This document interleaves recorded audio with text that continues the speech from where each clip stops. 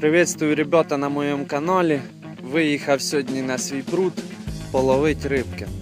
Значить, їздив я і вчора, вийшло в мене вловити рака і одного карася. Сьогодні пробую окуня, зробив перший заброс, ловлю на черв'я.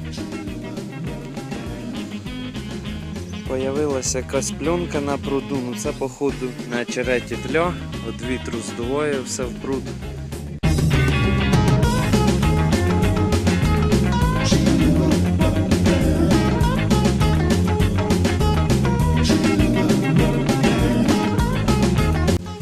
Упав уровень на метра пів,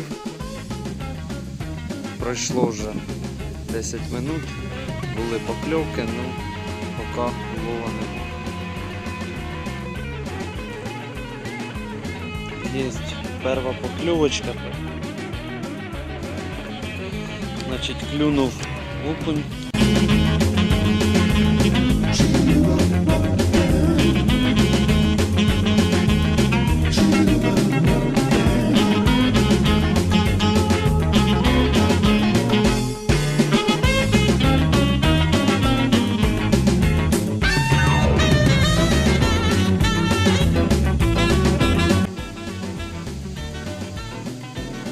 Підходять хмарки, походу буде ливень.